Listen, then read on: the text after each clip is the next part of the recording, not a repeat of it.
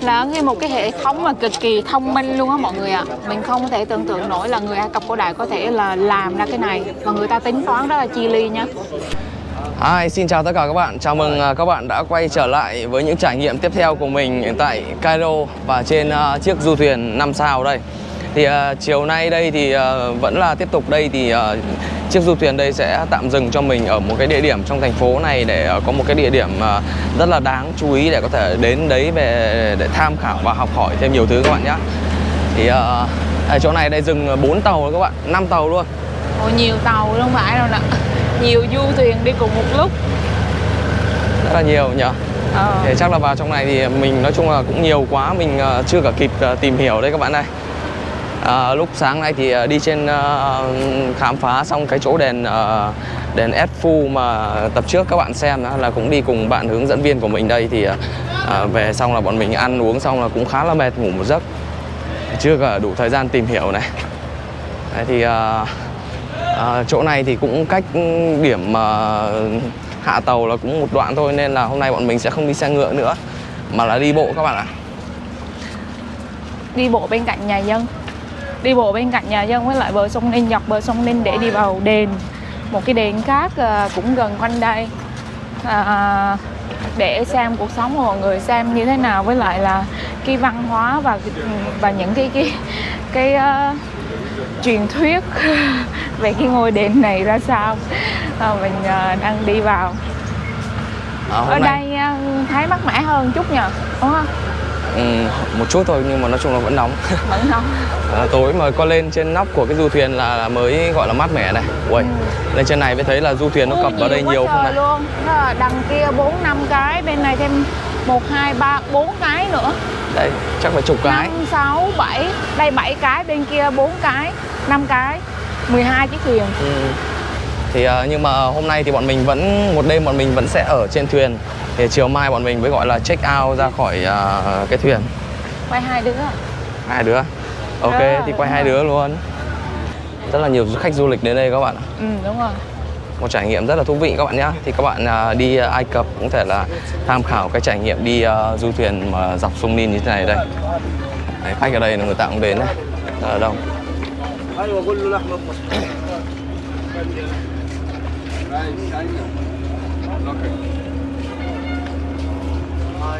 Đông nhỉ, chỗ này bán quần áo đông đúng không? Nguyên một cái dãy này bán đồ lưu niệm với lại quần áo nhiều nhỉ.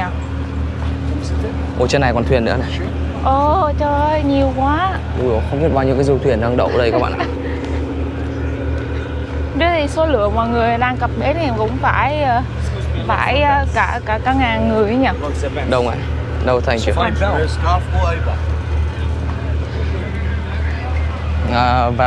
Về mấy cái chỗ điểm du lịch từ lúc so vào đây mình thấy người ta chặt chém kinh khủng các bạn ạ. Từ cái chai nước này, bình thường mình đã mua cố định là 90 đồng đúng không? Nhưng mà vào trong đấy người ta lại hô lên hơn gấp đôi, gấp 3 lần các bạn. Đến khi là mình mua mình phải mặc cả ấy. Nên là cũng không nói gì đến những cái kiểu như cái chỗ đồ quần áo như thế này. Thì nói chung là đi du lịch á thì cũng phải biết mọi người ạ, tùy theo nơi mà để mãi. Nhưng mà mình có một lời khuyên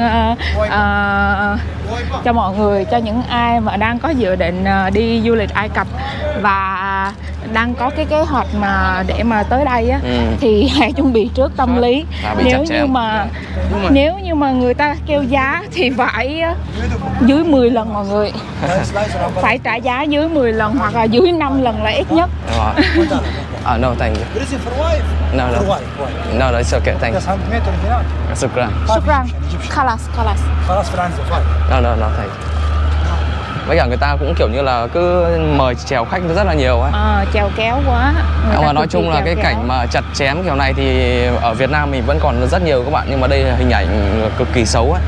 Nó mà kiểu như là khách du lịch người ta đến, dù là cảnh đẹp như thế nào, dù là con người văn hóa như thế nào, nhưng mà con người mà không đẹp mà cứ chặt chém các thứ là nó giảm đi cái mức mà gọi là sao nhỉ, muốn quay lại đất nước đấy là rất là nhiều các bạn ạ. Đúng rồi. Như em bé này đây, đến đây là cũng trèo kéo rồi các thứ này các bạn.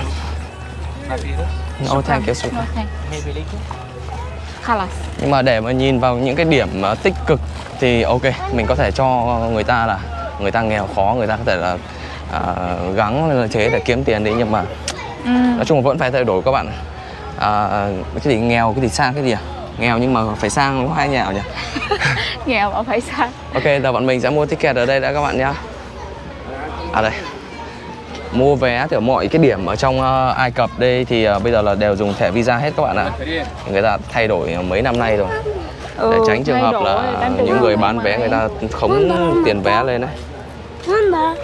Shukran. La. La.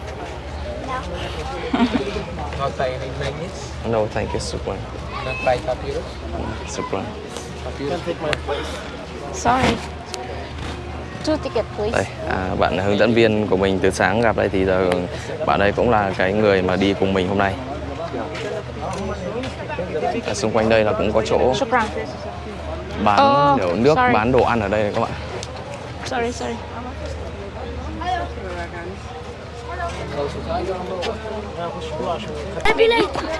Maybe late.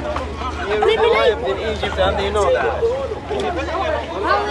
Wow, cái đây. La.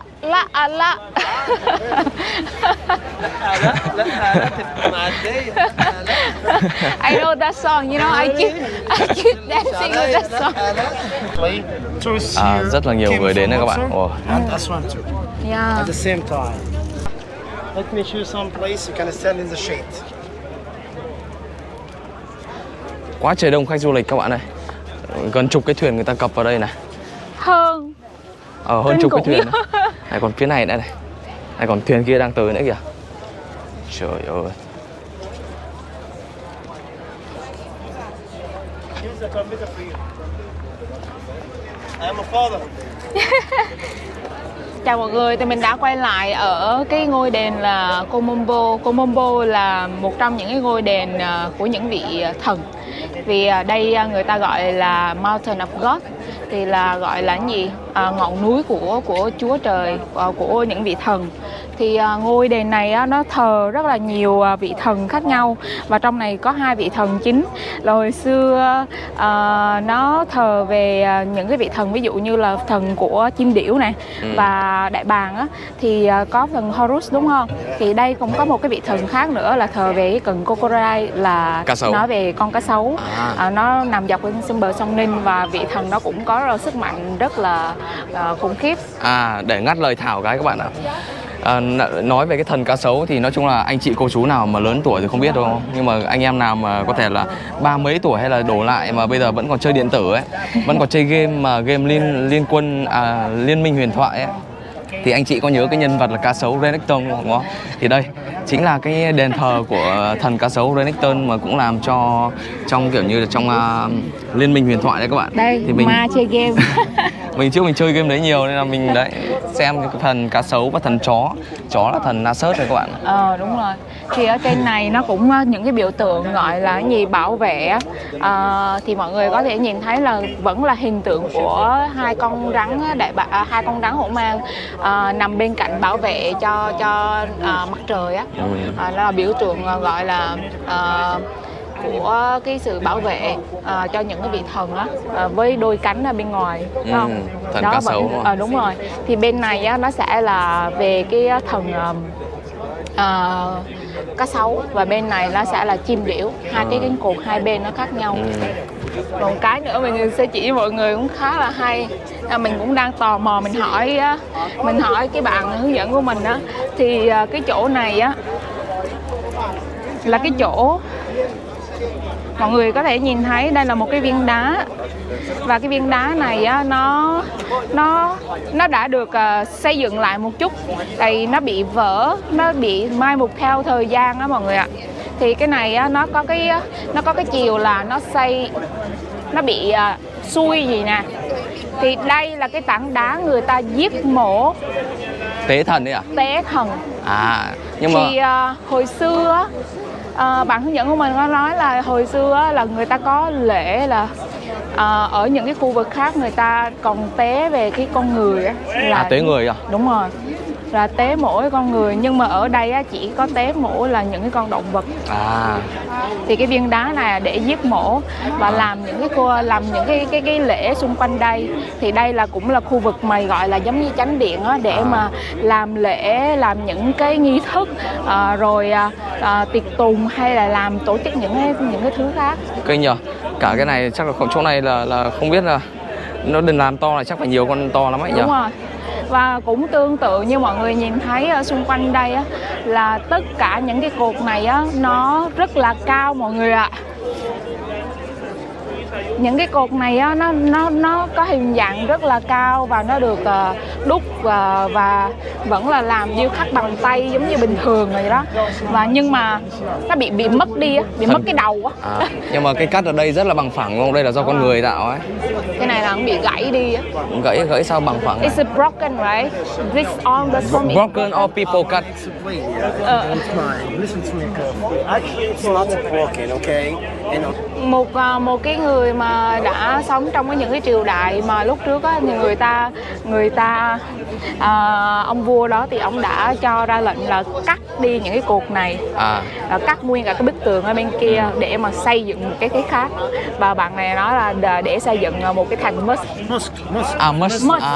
Masjid. It looks like a church. Cái nhà thờ. Ok, nhà thờ Hồi giáo đúng không? Like a car. So this church from where now? In Cairo or where? No, around this area actually. Okay. Yeah, because this one is a sandstone, okay? It's not granite. It's Cắt very cột này difficult to cut. để làm nhà thờ Hồi giáo của bạn. Sandstone. It's so easy to cut. You need to be inside. Cái gì anh bảo gì? Cái đá này á, những cái này nó được xây dựng lên nó là bằng đá cát, có nghĩa là người ta trộn cát để người ta làm nên nó rất là dễ để cắt. Còn những cái tảng đá mà nguyên khối khác á, thì sẽ rất là khó để mà di chuyển đi. Thì đá này nó được xây dựng là bằng đá cát đó mọi người ạ. Nó trộn làm vữa vậy đúng không? Đúng rồi. Ở đây nhìn cái bằng phẳng cái này. Ở đây không phải đá nguyên khối hả? Sông Nin thì như các bạn biết là thời xưa có rất nhiều là cá sấu ở đấy các bạn ạ. Nên là cũng một phần lý do là hồi xưa nhiều cá sấu quá nên là người ta cũng tôn thờ, người ta sợ hãi một phần nên là từ đó người ta mới tôn thờ. Nên là có cái kiểu như là những cái thần cá sấu đây các bạn. Đấy thì qua cái mà những cái hình ảnh và những cái câu chuyện mà bọn mình mà đi khám phá những cái đền, những cái nơi mà vị thần rồi của thời Ai Cập cổ đại thì các bạn biết là có thể suy ra một phần là đấy, người Ai Cập cổ đại người ta đã làm lên rất nhiều cái công trình vĩ đại và người ta bây giờ để lại vẫn còn nguyên. Nếu mà ai mà chịu khó tìm tòi học mà nghiên cứu thì người ta có thể hiểu được gọi là hiểu được cái phong tục thời ngàn năm thời xưa đúng không?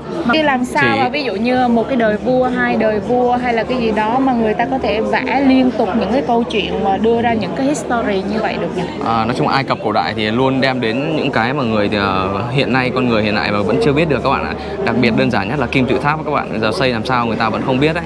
Nhưng mà đấy thì qua câu chuyện này thì các bạn thể thấy là người Ai Cập bây giờ là rất được may mắn khi mà có thể là tổ tiên của người ta có thể để lại được những thế này để người ta hiểu rõ hơn, người ta làm lễ ra sao, thời xưa làm ông cụ làm sao, ăn uống ra sao, lấy chồng lấy vợ ra làm sao thì người ta có thể hiểu được người ta.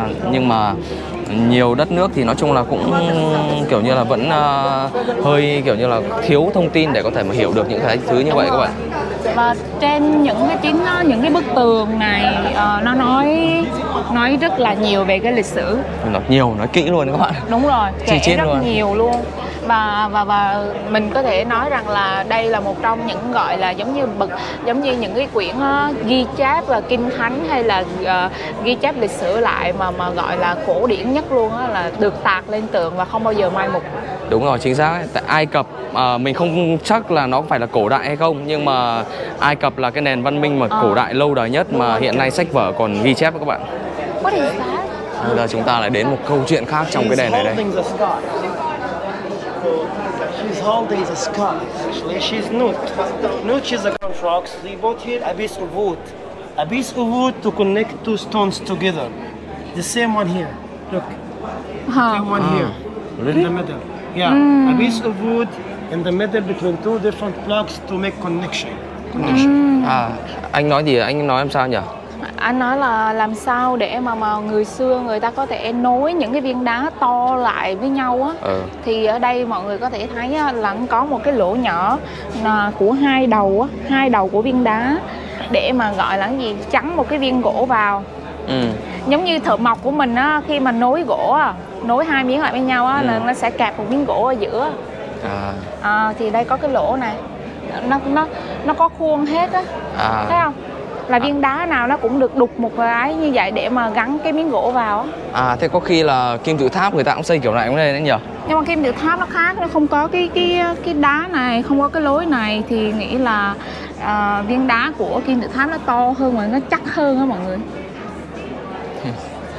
Rất là thú vị. Nhưng mà đá này nó nguyên khối nhá, nhìn nè, từng viên một mà rất là đều nhau nhá, nha, đúng không?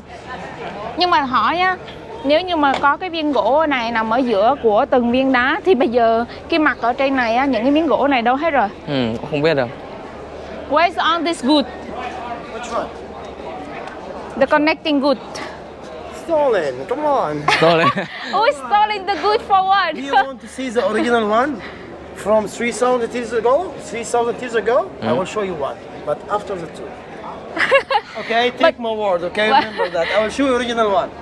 But after the two. They took the wood for what? They go to make fire. No. Actually, no. But this is like something at the end, you know? Surprise, we can say.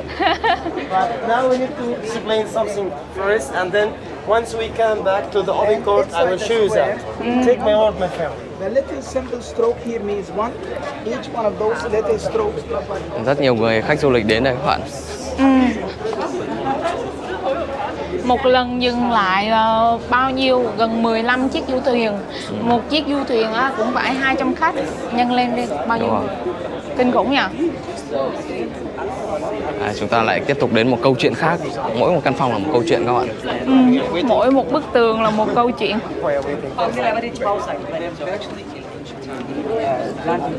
Đây cái bảng này là bảng số đếm thời kiểu như chữ Ai Cập cổ đại này, thì chỗ này là 10 này, hình tròn là số 10 này. 10 đúng rồi. Ngoặc này là 15 này. 9.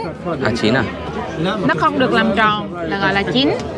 Bây giờ 9 ở đây là 9 này, 1 2 3 4 5 6 7 8. 8 là với là 19 là bao nhiêu? 27. 27.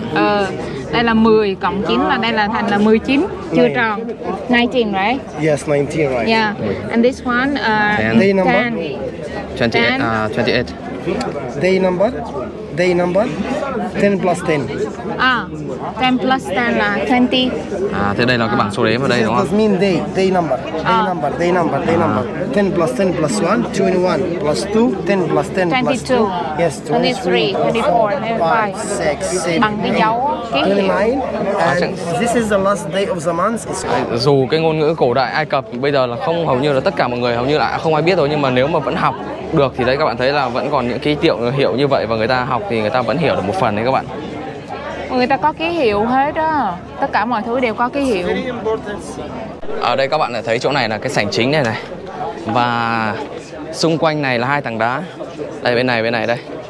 Thì cái chỗ địa điểm này là cái nơi mà thời xưa người ta có thể là đặt cái ví dụ pharaoh hay vua chúa, người ta có thể đặt những cái lễ đây để người ta cầu cúng lên cái gọi là vị thánh gọi là thánh cá sấu này các bạn. Thì nói chung là đấy, các bạn thấy là qua nhiều đời này, từ thời pharaoh đến tận thời nay thì như ngay bây giờ mình vậy thôi đúng không? Luôn là có một cái gì thờ cúng thần linh đúng không? Thần linh gọi là cái thế giới bên kia, từ khi mà có con người nó luôn có cái gì đó là rất bí ẩn, mọi người không thể nào biết được ấy, nên mọi người luôn là kiểu như thờ cúng rồi phụng sự rồi từ trước đến giờ. Và cái ngôi đền này được xây dựng năm 1820 trước công nguyên, thì đến nay nó cũng tầm gần 4.000 năm rồi các bạn nhé, rất là lâu. Mà ngôi đền này xây dựng là hơn 400 năm. Hơn 400 năm xây dựng ngôi đền này. 400 năm là biết bao nhiêu đời vua. Cái bao nhiêu đời vua, mà cái đền này cũng khá là quan trọng cho những cái đời pharaoh hồi xưa, tại vì người ta tin vào những cái vị thần đúng không? Thì người ta xây dựng lên cái ngôi đền này gọi là để mà tôn thờ cho những cái vị thần của, giống như là ngọn núi chứa tất cả các vị thần. Kiểu vậy đó. Ok, giờ chúng ta lại di chuyển. Có một cái hay này á. Thấy cái lỗ hông này không? Ừ đúng rồi. Cái lỗ hông này nó thông ra trước cái chỗ mà cắt giết mổ lúc nãy á. À thế ạ? À, Chắc là cắt ngoài kia. cắt ngoài kia máu chảy đúng không? Chính Sẽ xác. máu chảy về đây cho Viên thần. đá nó nằm nghiêng thì máu tất cả cái là động vật đó nó sẽ Chảy về đây. Đúng rồi, nó sẽ chảy vào một cái đường luồn và nó chảy vào đây. Thờ kiểu thờ đây nó không phải chảy bên dưới đúng không? Nó chảy bên dưới mà, nó chảy theo cái đường đá ở dưới mà, là một cái đường luồn luôn á, ghê nhỉ. Hồi xem phim ấy nhờ, xem phim Ai Cập cổ đại nhờ, người toàn nào là tế người, tế thần. Đấy, Mà toàn bằng máu tươi. có những cái mà mình xem những cái vị xem những cái bộ phim á, thì người ta bắt những cái người phụ nữ còn trinh nè, những người phụ nữ còn trinh nhỉ, để tế về thần linh á, tế cho những cái vị thần. Nhưng mà ngôi đền này á, sẽ không tế người, chỉ có tế động vật thôi. Thì cắt biết bao nhiêu động vật để đủ máu chảy vào đây. Cái bàn to đấy cắt phải nhiều lắm ấy. Đông quá, giờ bọn mình di chuyển ra chỗ khác cho nó đỡ ngột ngạt nhỉ. Đấy, các bạn nhìn chú ý hình này giúp mình nhá. Đấy, cái hình này này, hình người phụ nữ mà có người đứa trẻ con nó chui ra, em bé chui ra đấy. Thì đây là một cái mà để miêu tả lại cái cuộc sống thời pharaoh cổ đại. Thì cái bức hình người mẹ và em bé đấy là cái cảnh để người ta miêu tả lại cái cuộc sống thời xưa của các pharaoh, là người phụ nữ sẽ sinh như thế nào, tư thế như thế nào. Thì trong cái tư thế đấy thì anh hướng dẫn viên này anh cũng nói với mình là người đàn ông sẽ đứng đằng sau giang hai tay, người phụ nữ sẽ bám chặt vào đây này, xong là em bé sẽ ra ngoài. Người phụ nữ có thể là sinh con dễ dàng. Nhưng mà hay nhá, trong những cái gọi là những cái biểu tượng của những cái vị thần hay là những người phụ nữ ở đây á, đều nhắc tới những người phụ nữ. Và trong những cái bức tranh mà khi mà người ta điêu khắc ở trên tường á, đều nhắc tới người phụ nữ có một cái bầu ngực rất là to. Thấy không kiểm tra này nè, bầu ngực rất là to, mà người phụ nữ làm rất là nhiều việc. Nào là những dâng hiến lên, ví dụ như là bầu sữa cho vua nè, mang thức ăn cho vua nè, mang thức ăn cho những cái vị thần nè. Thế là mình đã hiểu ra là thời xưa là thời pharaoh cổ đại các bạn, phụ nữ ngực càng to càng được càng được cưng các bạn ạ. Nhưng mà đúng như vậy không? Có nghĩa là người phụ nữ cũng có một cái tầm rất là quan trọng, trong mọi thời đại mọi người ạ. Tất nhiên rồi, có phụ nữ có đàn ông nhé. Dạ là. Đấy chưa? Ngực to là không lo chết đói, là xuất phát từ Ai Cập cổ đại nha các bạn nhé. Đúng không? Mà rất nhiều nha, trên những cái bức tường này, nếu như không nói về những cái vị thần rất là hùng dũng và anh dũng á, thì vẫn kể về những cái người phụ nữ hoặc là những cái vị thần nữ mang cái bầu ngực rất là to luôn á. Rồi, nói chung là theo toán học từ 1 và 2 suy ra, ngực to không lo chết đói. Dễ hiểu đúng không?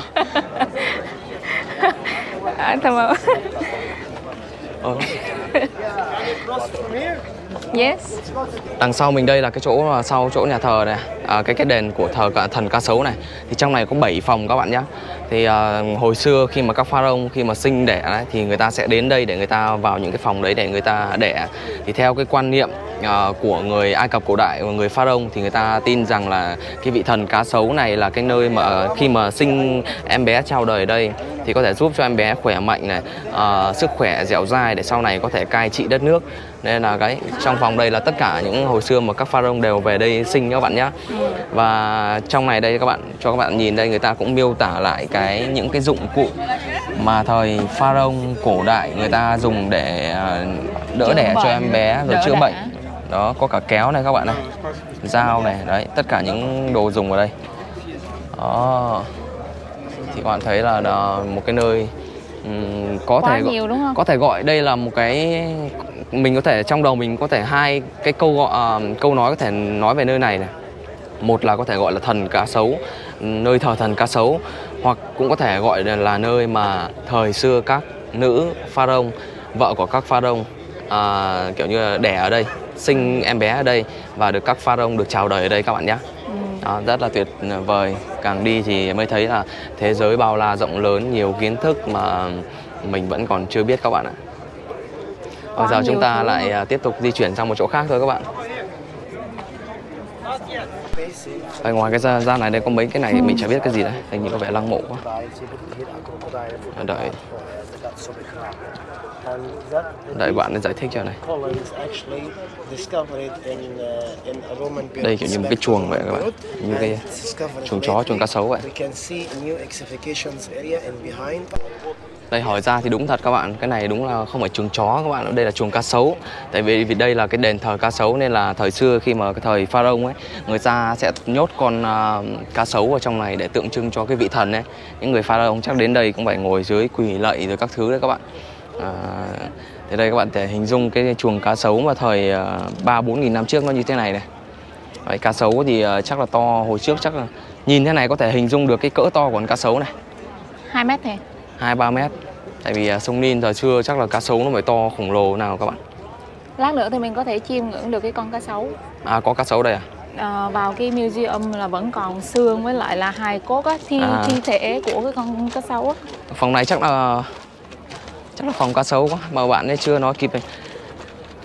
Không biết là Thảo có thể giới thiệu cho khán giả biết đây là cái để làm gì được không nhỉ? Mọi người có thấy nhìn đây giống như cái giếng của mọi người. Nó sâu tầm 15-20 mét. Không mà chắc là cũng phải sâu hơn á, tại vì nó đang bị lớp cát phủ lại á. Thì đây đúng là cái giếng mọi người ạ. Nhưng mà cái giếng này có một cái hay á, là mình không thể tưởng tượng nổi là người Ai Cập cổ đại có thể suy nghĩ ra và người ta có thể tính toán được cái này nhé. Hệ thống giếng này nó được nối với lại là cái hệ thống bên này là hệ thống định vị nước. Là nó có một cái hố ở đây, nó được định vị nước ở đây trong cái khoang chứa này. Mọi người xem đây đi xem đây. Not yet. I will explain. Asrauda.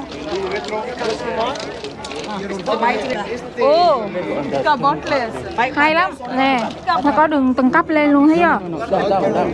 Đường từng cấp lên rồi, thấy rồi. Zero flooding time from this part. It's connected with some canals to the Nile River over there, okay? But why no water right now? Because after 1960, when Mr. President Gamal Abdel Nasser built the high dam, no more flooding. Là một cái hệ thống mà cực kỳ thông minh luôn á mọi người ạ. Mình không thể tưởng tượng nổi là người Ai Cập cổ đại có thể là làm ra cái này và người ta tính toán rất là chi li nhá. Thì cái giếng liên kết với lại mạch nước ngầm cộng cái hệ thống này, và cái hệ thống này mọi người, cái hệ thống này nó được nối liền với lại sông Nin. Nó được connect với lại là sông Nin của mình á. Thì khi mà nước lên á thì cái hồ chứa nó sẽ nhảy nước lên. Thì ở trong này có cái khoang chứa gọi là cái khoang để chứa nước, và nó có những cái bậc cấp á, là mọi người có thể định vị mực nước nó dâng lên như thế nào. Thì ở đây á, thì người ta có thể xác định được cái mùa lũ. Và giống như hồi sáng nay á, mà mình với lại Giáp đã đi thăm cái ngôi đền Efu á, là tại vì sao mà những ngôi đền của những vị thần hoặc là những vị vua mà được xây dựng bao bọc xung quanh đó là những cái ngọn núi rất là cao và những cái tường thành rất là cao để mà bảo vệ cái mùa lũ mọi người ạ. Cái nước mà khi mà lên nó sẽ phủ hết toàn bộ luôn. Thế nhưng mà vừa bạn có nói là lên bậc thứ mấy thì có nước lũ lên không? Thì ở đây các bạn thấy từng bậc kìa.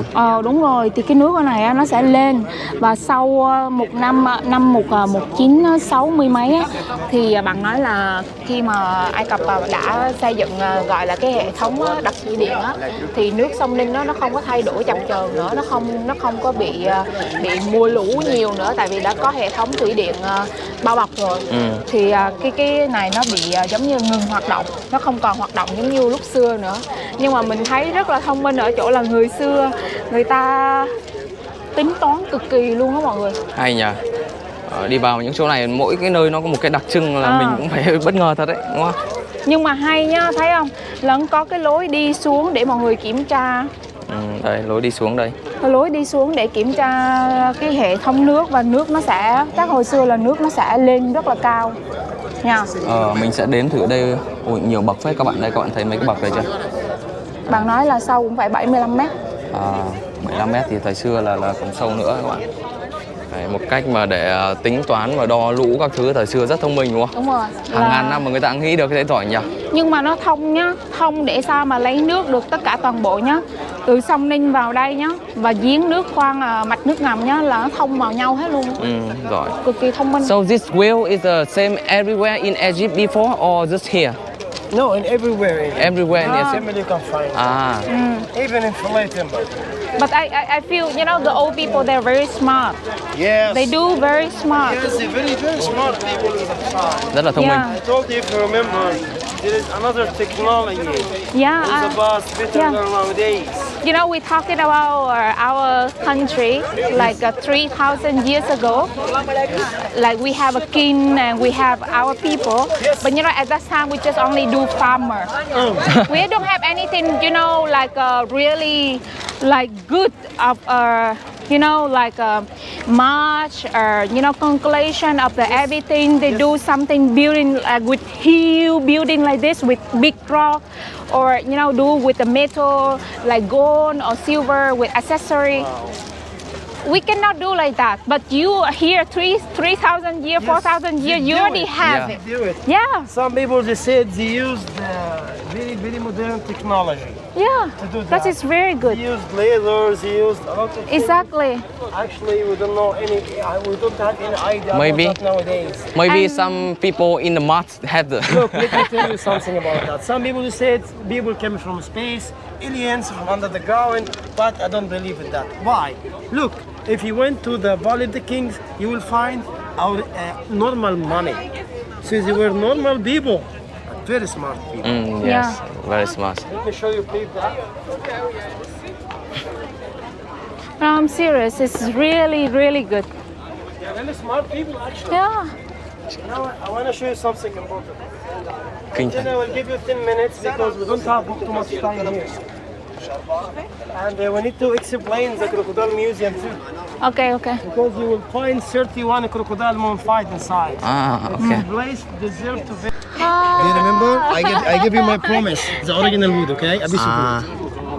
3,000 years ago. 3,000 years ago. Can I steal it? Yeah, go ahead. Ở đây cái mẩu gỗ này từ 3.000 năm trước mà thấy trước mọi người kiểu kết nối đá với nhau rồi các bạn. But if Bây giờ- you can, huh? If you can. I will put in my pocket. Oh, baby, I will put in my stomach. Đấy các bạn thấy cái mẩu gỗ ở đấy giờ người ta kết nối những cái đá này vậy các bạn. Nhưng mà trong cái này thì còn duy nhất một cái đấy là người ta còn sót lại, còn đâu mấy cái kia thì mình không biết là ở đâu. Chắc là người ta cũng lấy vào bảo tàng nước nào người ta về giống người Lúc Pháp. đầu mình cũng hơi thắc mắc một chút là tại vì sao mà cái gì những cái viên đá rất là to nhá, mà có rất là nhiều viên mà nó bị mất đi cái miếng gỗ đó, thì mình cũng tự hỏi là người ta lấy miếng gỗ đó để làm cái gì? Người ta lấy để đun củi đúng không? Ok, Nhưng mà là công nhận là rất là đẹp. Là một cái nơi mà quá nhiều gọi là cái gì di tích, dấu tích thông tin của thời cổ đại. mà còn rõ nét luôn đúng không? Ừ, đúng rồi. Người ta không những để lại công trình, người ta để cả chữ viết lại đấy cho mọi người cùng coi. Ừ, đúng rồi. Chữ viết hình ảnh về cuộc sống đời thường, những cái gì mà Cách liên sinh quan đẻ, tới cách đúng coi rồi. lũ. Cách mà dạy lại, gọi là cái gì, dạy lại cho cái thời con cháu biết để follow ấy mọi người, có nghĩa là dạy lại cho con cháu để biết mà thực hiện cái công việc đó. Ví dụ như là y tế phải làm gì, sinh đẻ con phải như thế nào, đồ dùng thiết bị như thế nào, những cái phòng chứa sẽ như thế nào, rồi là cái gì, cách tính toán mặt nước là như thế nào, cách chống lũ rồi sao. Quá thông minh. Nhưng mà không biết người ta có nghĩ đến cái cảnh mà sau này thời Pharaoh người ta lụi tàn nên là người ta mới làm ghi như vậy không nhỉ? Biết đâu được nhỉ? Có khả năng người ta nghĩ sau này con cháu người ta lụi tàn nên là không còn nữa, là người ta mới làm những cái biểu tượng như thế này để những cái gì văn hóa của người ta trường tồn mãi theo thời gian. Và nếu mà như vậy thì đến nay người ta đã thành công rất rực rỡ, gọi là rất rực rỡ rồi. Đúng rồi. Quá trời là nhiều du thuyền. You want to talk about night cruises? Đây, cạnh cái đền thờ đây các bạn thấy người ta ghi là cái nơi mà đang khai quật này. Đấy, người ta vẫn đang khai quật cái công trình của cái đền thờ thần cá sấu. In the cruise. Excuse me. Đó, đây người ta vẫn khai quật đây các bạn. Nói chung là Ai Cập vẫn còn nhiều thứ còn khám phá lắm các bạn ạ. Người ta vẫn còn đào bới được nhiều lắm. Mình nghĩ rất nhiều các bạn. Sa mạc rồi. Mà thời kiểu Pharaoh người ta cứ thích kiểu dấu ấy nhờ. Mà sao Ai Cập bây giờ lại nhiều Đôi lúc sa không mạc. phải giấu nữa mà do cái địa hình đó, cát nó phủ do thời gian á, nó phủ lên trên nó bao phủ lại, nó che á. Nhưng mà vì che như vậy á, nên nó đỡ bị hao hụt đó. Đúng rồi. Nha. Như cái đèn S Full cũng vậy nhỉ, nó ngập cát thế vậy giờ nó còn nguyên thế đúng không? Đúng rồi. Rất là hay các bạn.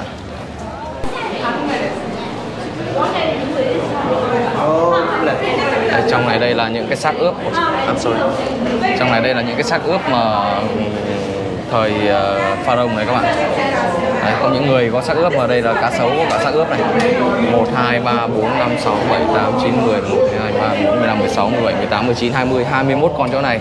Thì có cái con này đây mình thấy nó dài tầm khoảng 5 mét, gần 5 mét đấy các bạn.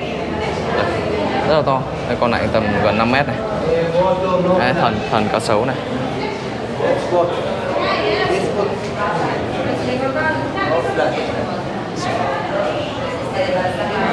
Dễ sợ nha. To nhỉ?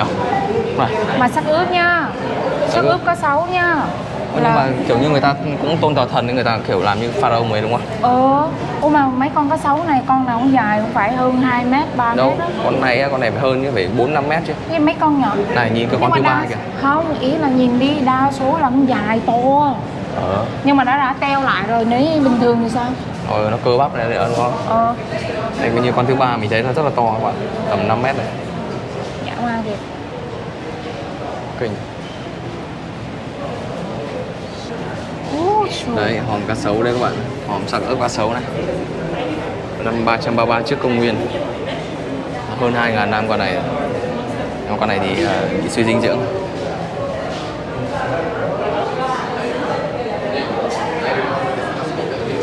Đấy, từ đây các bạn nhìn rõ hơn này. Đó. Xác ướp bên ngoài nó cũng bọc kiểu như bọc vải, bọc như kiểu như pharaoh vậy các bạn nhé. Thì xác ướp cá sấu nó tôn thờ ấy, ở đây thần bị thần mà. Chứng tỏ là cái gọi là những cái phương thuốc và những cái cách mà người ta ướp xác hồi xưa rất là đỉnh người luôn được một động vật được nhỉ. Ướp tất cả mọi thứ mà vẫn còn nguyên luôn, ghê nhờ. Đây, mô tả về tinh thần cá sấu đây các bạn. Ghê nhờ. Thân người đầu cá sấu. Quá ghê. Đây là cái gì đây? Trứng khủng long à? Trứng cá sấu.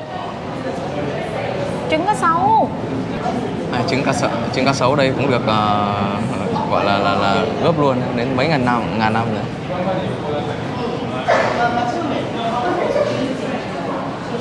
Đây, chỗ này đây là một cái thân xác ướp nguyên của cá sấu mà người ta giữ lại được mà người ta chưa kiểu như là tháo ra này các bạn. Bọc nguyên vải đây này. Đây là một cái lăng mộ của cá sấu nó hình như này các bạn. Thì cái hòm thì vẫn bình thường nhưng mà cái đầu của hòm thì nó sẽ làm theo kiểu đầu con cá sấu ở đây. Đây không biết là cái gì đây nhưng mà trên hình có hai cái con cá sấu này và dưới là cục đá đen trang trí tạc tượng vào đây. Chắc là để ở trong lăng mộ ở trong đền đấy các bạn. Người ta ở ngoài bọc kính. Nói chung vào trong này cứ cái gì bọc kính là quý giá giá trị các bạn.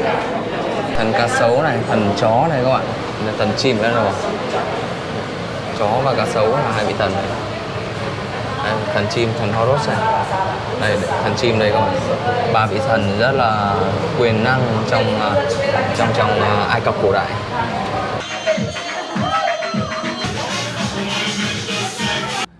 Trên nóc du thuyền này thì các bạn thấy là một cái không khí rất là tuyệt vời và nó kiểu nó êm đềm.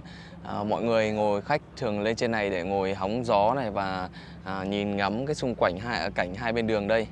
Và đặc biệt các bạn thấy trăng ở trên kia kìa. Hôm nay là trăng cũng gần tròn, kiểu tròn vầng bạc rồi đấy các bạn nhé. Hình như là vài hôm nữa cũng là trung thu rồi đúng không? Đấy, thì hôm nay mình sẽ ngồi đây và cái đêm này là đêm cuối cùng của mình tại du thuyền. Ngồi nhâm nhi lon bia các bạn ạ. Và ăn cùng với cả bò khô. Đó. Đấy, bò khô ăn với bia đúng là chuẩn bài các bạn này. Đấy, bò khô các bạn nhé. Thì ngày mai bọn mình sẽ đi vào trong Aswan. Thì sẽ vào trong đấy để tìm kiếm những câu chuyện khác ở trong hành trình các bạn ạ. Đấy, ngồi rất là thoải mái các bạn này. Gió mát. Kiểu ở đây nó gần sông ấy, gió nó phả lên nó cũng không có nóng như ở những cái chỗ mà rìa sông các bạn. Thì anh em đừng quên đặt bò khô ủng hộ mình và Thảo nhá. Một túi như thế này là 500g này, một nửa ký này, mình có thể giao hàng trên toàn quốc. Đây, miếng bò cắt như thế này đây. Thì anh em nếu mà muốn đặt bò khô thì có thể liên hệ qua Zalo là 0378 154 335.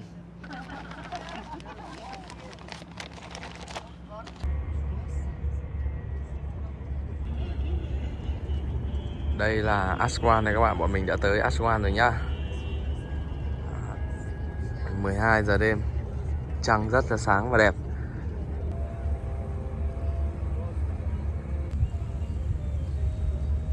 12 giờ đêm các bạn ạ, mà ở Aswan này mình thấy có những cái thuyền đi kiểu như ở Cairo vậy á, kiểu như cho khách vậy á. Mình thấy là ở Aswan này là sôi động hơn ở Luxor. Luxor đi về buồn thiu rồi các bạn. Yên tĩnh hơn, không phải là buồn thiu. Về đây thì đó là nhộn nhịp, sôi động. Sống ở đây nó giàu có hơn, nó nhìn nó nhộn nhịp hơn Hoàng. Thì chắc ngày mai đây bọn mình ở Aswan sẽ có nhiều điều thú vị đây. Ok thì hẹn các bạn vào ngày mai nhá. Giờ bọn mình đã rời khỏi chiếc du thuyền 5 sao đây và bọn mình sẽ tới Aswan. Thì hôm nay không biết Aswan có gì đây thì chúng ta cùng no thank you.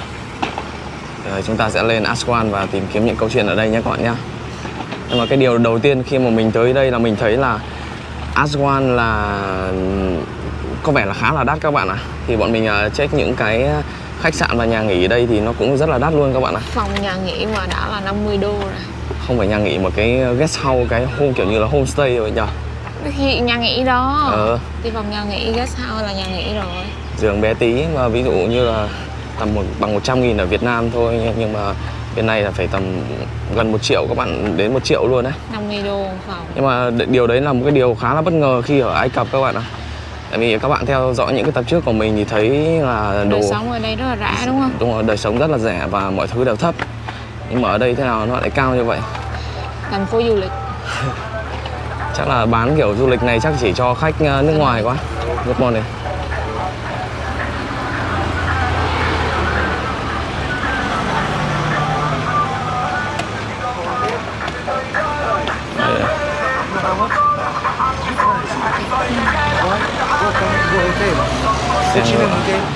Xe ngựa cho khách các bạn.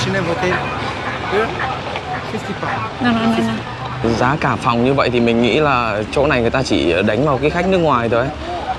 Kiểu nước ngoài là người ta cứ kiểu như là tập kiểu như giá tiền người ta bán như thế thì sẽ được. Còn đâu nếu mà về người bản địa thì mình thấy là những người ví dụ như ở Cairo thì đời sống người ta, thủ đô người ta đời sống thấp hơn đấy. Một tháng người ta làm chỉ tầm 3-4 triệu là người ta đã thấy là rất là hài lòng rồi ấy. Cái phòng này của bọn mình ở đây thì một cái nhà nghỉ khách sạn đây thì cũng bình thường thôi, nhưng mà cũng khá là đắt hơn so với cái giá bình quân ở Ai Cập đấy các bạn. Thì một cái phòng này là đã gần 2 triệu các bạn ạ, 1,8 triệu.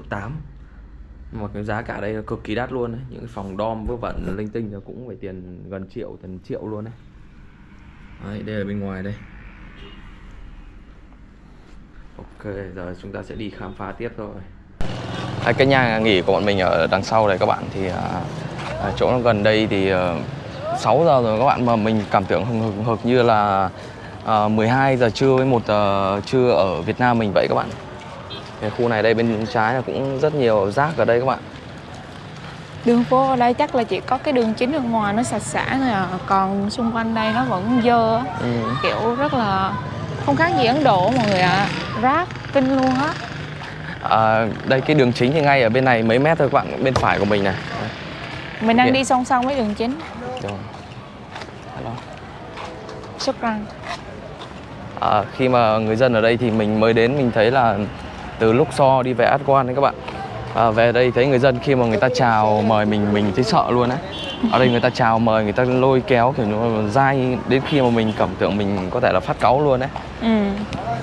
Ví dụ người ta mua một cái gì đó, mình kiểu như mình bảo thôi, tao không mua đâu, tao không đi xe taxi đâu, hay là tao không đi xe ngựa đâu.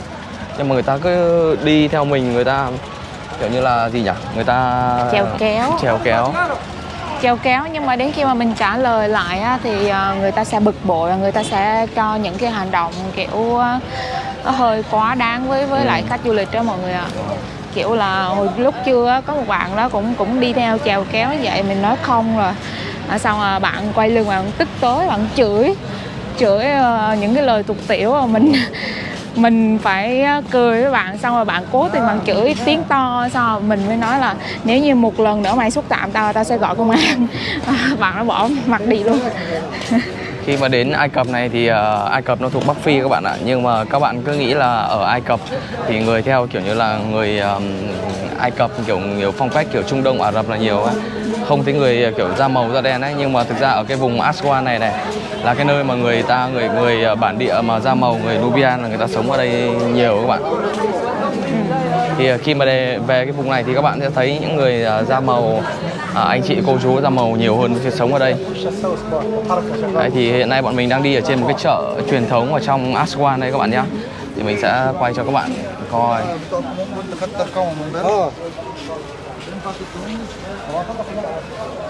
Phụ nữ ở đây da đen ghê luôn á, đen giống như kiểu giống mấy cái nước châu Phi mà nằm ở phía xa á. Trời, buổi chiều ở đây cũng bán được nhiều thứ nha. Đa số là bán kiểu những cái đồ quần áo rồi các thứ thôi. Đến Ai Cập thì người ta không có chuộng về kiểu như là ăn lề đường, thức ăn đường phố như nhiều nước như ví dụ như Việt Nam hay Thái Lan hay là Malaysia hay gì đó các bạn. Đi là thấy toàn ấy không, chứ không có đồ ăn luôn mọi người ạ. Không có đồ ăn vặt, không có kiểu đồ ăn đường phố nha.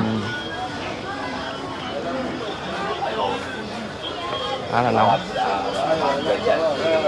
Nếu mà ai mà thích ẩm thực thì đến Ai Cập thì chắc là chỉ ở Cairo thôi các bạn.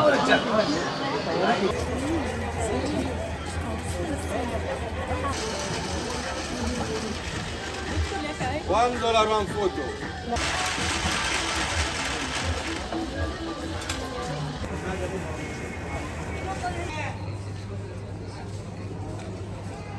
Chợ này cũng lớn đó nhờ. Ai Cập thì chính toàn chợ chiều hết. Đúng rồi. Buổi sáng rồi không thấy ai hết. Sáng nóng chảy đông mỡ ra. Bây giờ 5-6 giờ chiều rồi mà vẫn kiểu hừng hực đấy các bạn. Càng đi về phía Nam thì thời tiết ở đây thì càng nóng hơn nha các bạn nhé. Bên này có một quán đường phố là ăn cơm các bạn. Pasta. Pasta.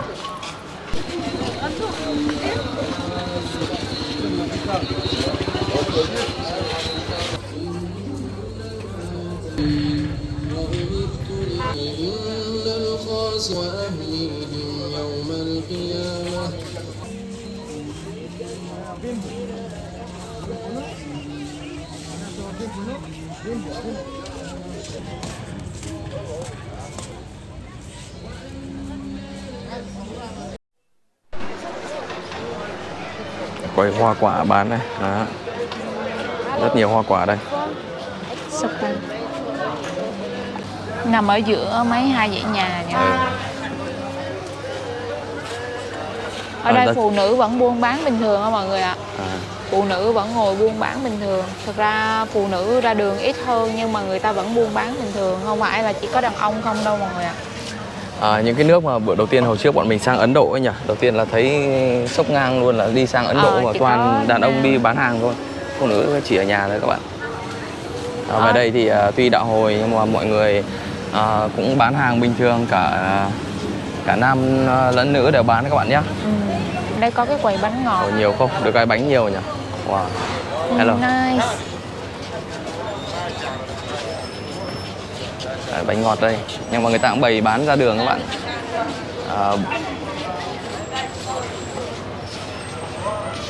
Bánh donut này, bánh bông lan này. Đây là mấy cái loại bánh kiểu bánh khô này, bánh ngọt này. Bánh mì kia thì phổ biến hơn này các bạn, thì mọi người thường ăn. Đấy, rất là nhiều loại bánh khác nhau ở đây.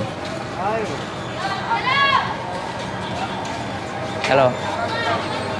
Bánh này là phổ biến thì mọi người hay ăn, mọi người sẽ để đây để có thể là cho khách bọc túi bóng luôn các bạn ạ.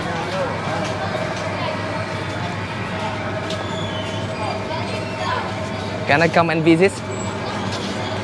Okay. Okay, thank you.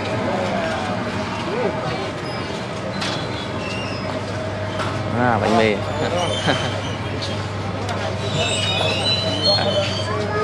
Mọi người làm bánh mì đây này, đấy có cái quầy nướng bánh luôn ở đây nha các bạn nhé.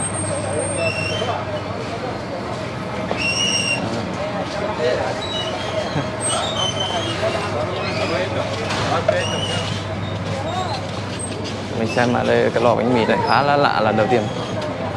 Hello, can I come and visit? Okay. Can I come inside? Okay, thank you.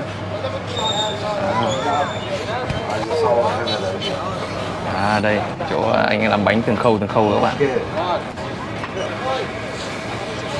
Cách làm bánh ở Ai Cập đây các bạn thì làm xong ủ vào đây. Trên này có những cái bánh đây người ta ủ. Anh bên kia hai anh sẽ làm ủ cái tròn này trước các bạn cho nó nở ra một chút rồi bắt đầu là dẹt nó ra đấy. Thì bánh mì là làm kiểu này, bánh mì không, bánh mì mặn ấy thì mọi người phải cần một cái thời gian để ủ này. Bánh mì Ai Cập đây các bạn.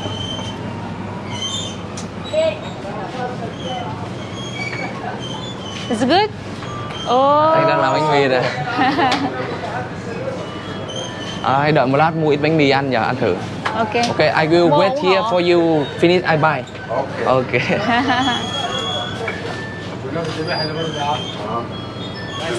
Nice to meet you. Sudan. Bạn này người Sudan. Bạn này người Sudan qua đây làm việc.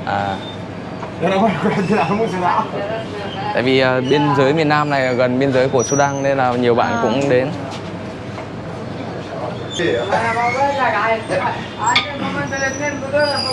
وصلنا العالمية احنا سيبك بالدولار.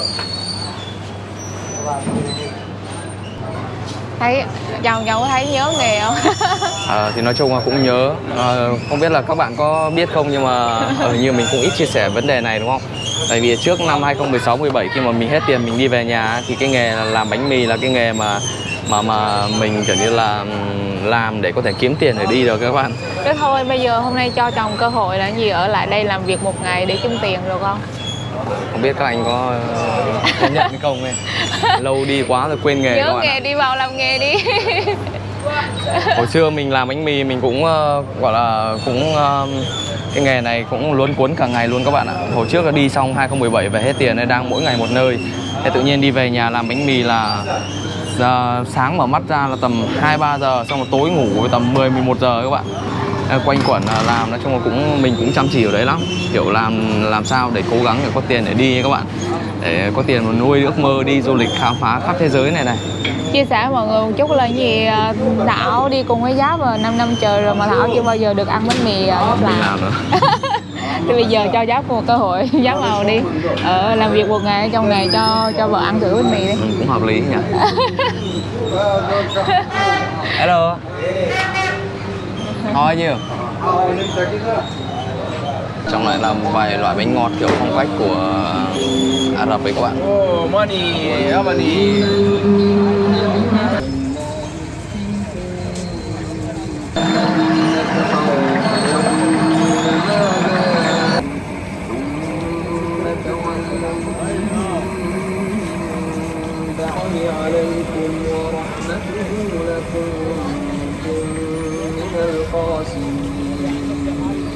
ولقد علمتم الذين اعتدوا منكم أن أكون من الجاهلين لنا ما هي Anh ấy chuẩn bị nướng đo bánh rồi các bạn. Bật 2 bình ga đây, xong rồi bật lửa kia cho nó nóng lên này đó. Ok, thank you. Đang ngồi đợi bánh này, bạn này bán ra cho cái bánh này các bạn.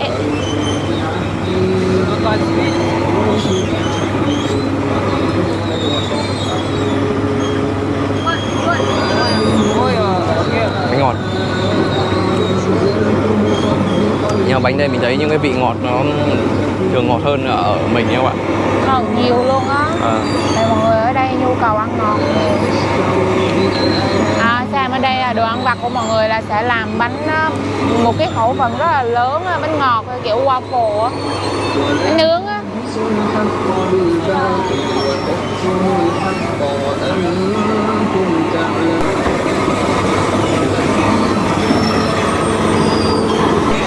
Có hai cái bình ga, một bình ga là điều chỉnh nhiệt độ ở phía đầu này, còn đầu bình ga này thì sẽ điều chỉnh nhiệt độ ở dưới này.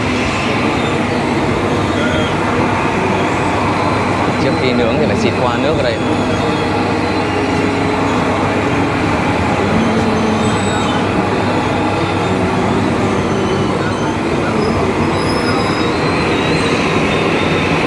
Trước khi mà cho một mẻ lớn thì anh phải cho 4 cái trước vào để anh kiểm tra xem là bánh da là đã ưng ý chưa. Cái sắp ra rồi.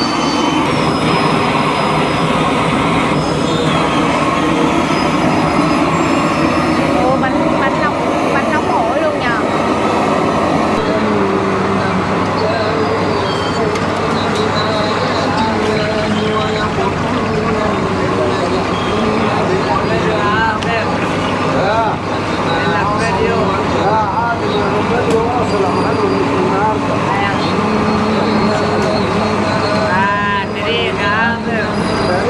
سافرت الدول كلها صور راحت الدول كلها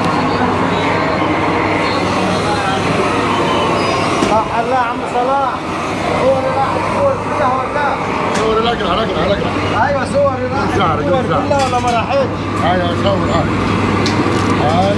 رقرة القرعة دي اهم حاجة القرعة دي اهم حاجة. Nhiệt độ ok rồi các bạn, giờ anh đang cho hết vào rồi. Mỗi mẻ này từ cái lúc mà anh ấy nặn ra đây tầm khoảng mình đợi tầm khoảng 20 đến 25 phút là anh có thể nướng được các bạn nhé. Cũng rất là nhanh thôi.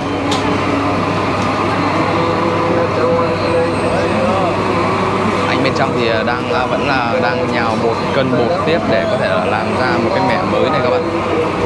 Thì cái bánh này là phải ưu tiên là đồ nóng đấy. ولقد علمتم الذين اعتدوا منكم في السبت فقلنا لهم كونوا قردة خاسئين فجعلناها نكالا لما بين. Có mấy cái đầu hơi bị lỗi này. Này các bạn thấy chưa? It's not good right? Like this is good, but like this is not good. Okay. Đi ra bánh nó phải phồng. Quay à? Bánh nào nó bị xẹp này là hỏng các bạn ạ. Là chưa được chuẩn, bánh nào đấy nó phải phồng như này.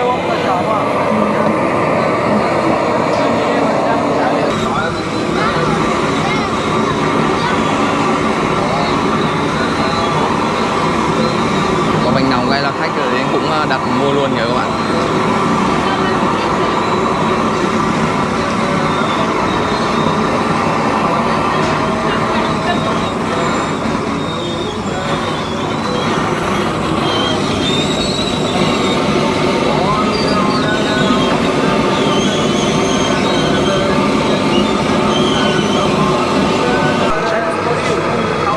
I take more. Okay. Yeah, thank you. Wow.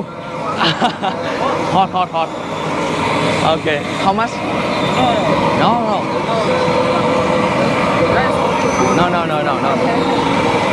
Ôi, vào cầm trong hộ máy quay đấy. Ôi đẹp đấy. Và bạn ấy vào mua mà bạn ấy không trả tiền. Ý là bạn bảo là thôi tao cho mày hiểu không? Trả tiền đi. It's okay. We give. Okay. Listen to me, no. You are my friend, no. This I give you for you a good person. No, that's for you. Good person, good. No, I know. Okay, but I give you this for you. No. You are good person. You are good man, no. Why? Give. Because We you buy. Be a good. We buy. You're a good person. I give you, okay? Thank you. Thank you, shukran. Asking Fatir. Vừa ấy bạn ấy thấy tốt tính dễ thương là mình gửi thêm cho các bạn đấy các bạn ạ. Đó, Fatir nè. Đó. Lấy một cái thôi. Pha tia ngọt nè, pha tia mặn nè. Thích ăn cái nào? À, chắc là ăn mặn đi. Ăn mặn là cái này đúng không? Một cái thôi.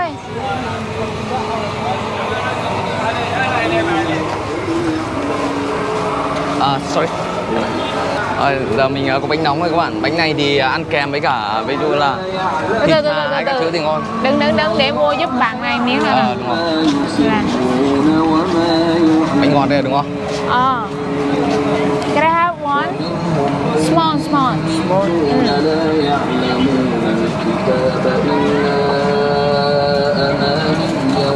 Bas. Sugar, chocolate. Chocolate. Chocolate. Small. Ok, super. Khoai tây vừa mới chiên xong ngon các bạn ạ. Shukran. Ngon. Ui.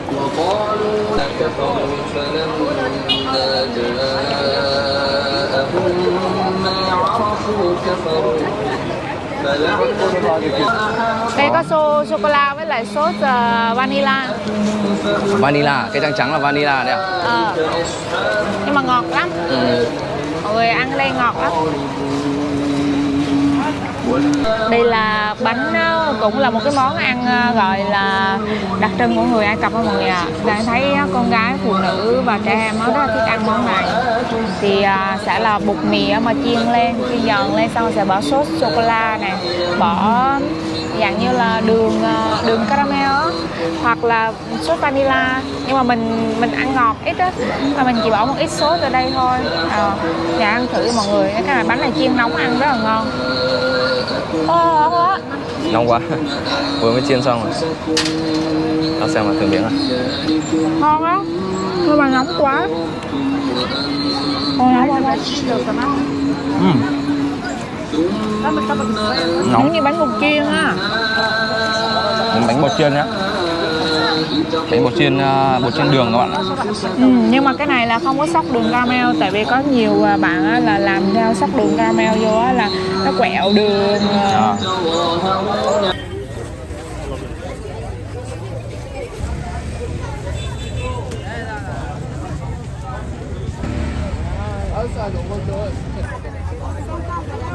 Đây là một cái quầy bánh ngọt đấy các bạn, người ta bán ở dọc đường đấy.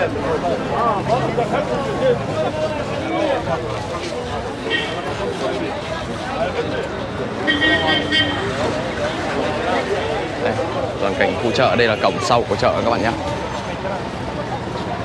Cổng trước chứ, tại vì đây là cái đường chính này. Đây sẽ là cái cổng trước của cái chợ. Đây người ta bán gì đây? Mấy cái đồ mỹ phẩm nội địa. Mỹ phẩm nội địa. Mỹ phẩm chất lượng cao. Đồ handmade đó, đồ ấy á.